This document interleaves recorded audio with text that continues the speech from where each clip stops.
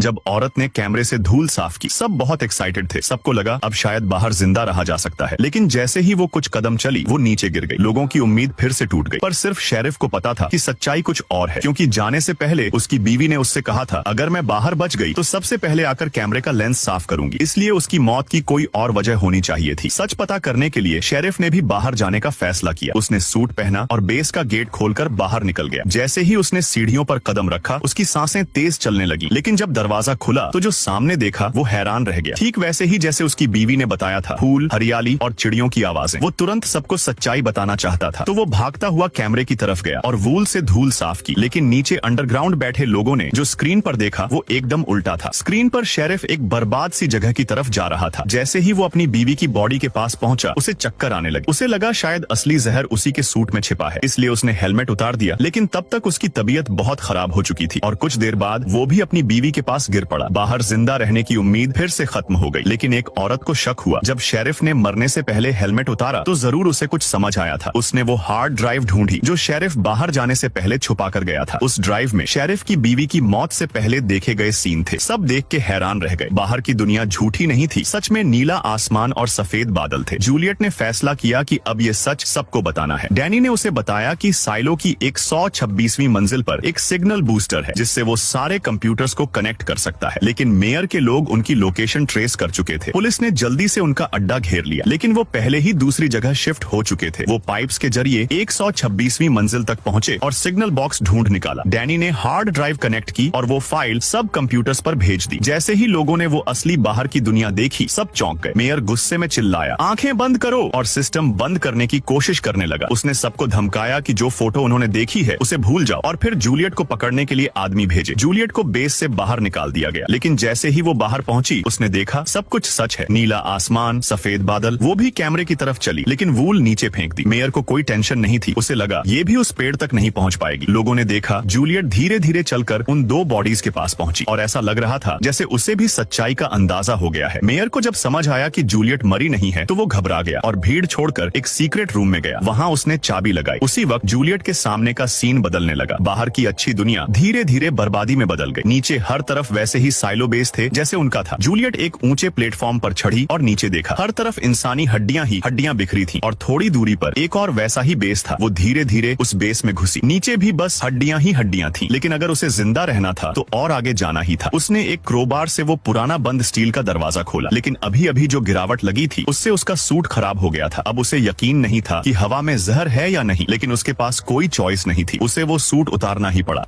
और फिर video like करने पर पार्ट 2 मिल जाएगा।